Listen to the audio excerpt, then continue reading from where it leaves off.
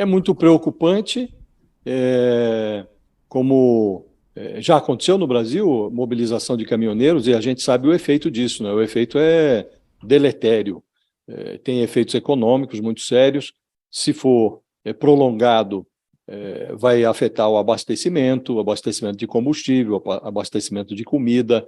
Então, é algo muito grave, e quem está fazendo sabe que é grave. Agora, o que me impressionou foi a velocidade com que o Supremo Tribunal Federal avalizou uma decisão tomada na noite passada pelo ministro Alexandre de Moraes. Então, eu troquei umas mensagens com um dos ministros do Supremo e ele me informou, nessa troca de mensagens, que se formou no Supremo uma espécie de frente de resistência democrática. Tem um grupo majoritário ali de ministros que firmou um acordo tácito para reagir com muita rapidez a qualquer movimento que ameace a transição de governo e o próprio processo democrático. No caso da obstrução das rodovias por caminhoneiros bolsonaristas, uma reação clara à vitória do Lula, portanto, um movimento golpista, antidemocrático, esse entendimento entre os ministros resultou no referendo relâmpago à ordem do ministro Alexandre de Moraes, que também preside o Tribunal Superior Eleitoral, para que a Polícia Rodoviária Federal cumpra o dever legal de liberar o tráfego. Estava a polícia fazendo um corpo mole, dizendo que o tráfego dependeria, a liberação do tráfego dependeria de uma ordem judicial. Não tem nada disso. Isso é uma obrigação da Polícia Rodoviária Federal. Aliás, é obrigação também das polícias militares nos estados.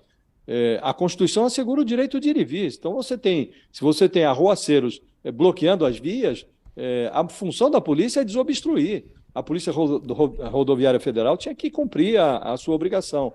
E esse ministro com quem eu conversei ali, por troca de mensagem, ele evocou aquele episódio da invasão do Congresso dos Estados Unidos por apoiadores do Donald Trump, em 6 de janeiro do ano passado.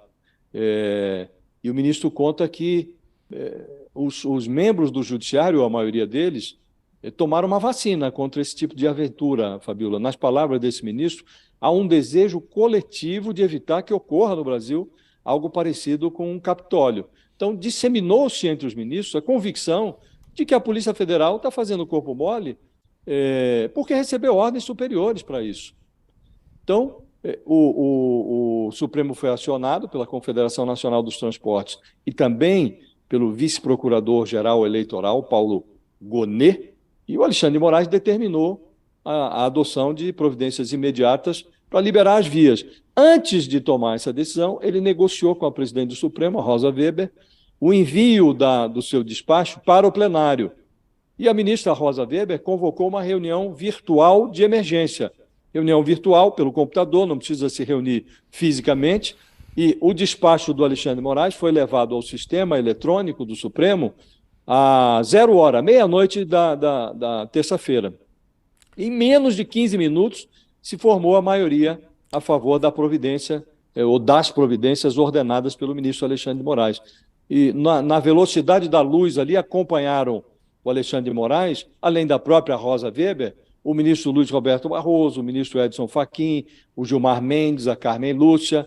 E o que se pretende, Fabíola, o que se pretende é adotar essa...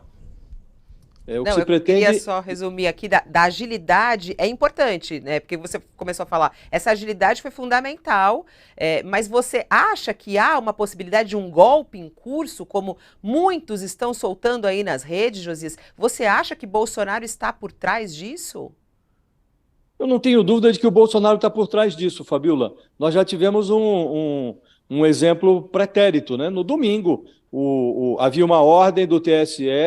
Havia, primeiro, autorização do Supremo para que governadores e prefeitos liberassem, não era uma obrigação, havia uma autorização para que governadores e prefeitos liberassem o passe livre ali para o transporte público de eleitores.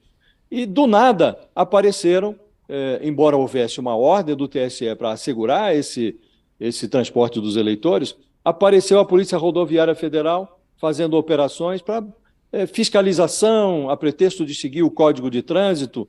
em pleno domingo, um surto fiscalizatório da Polícia Rodoviária, e esse surto se manifestou especialmente no Nordeste, onde o Lula tem a sua maior votação.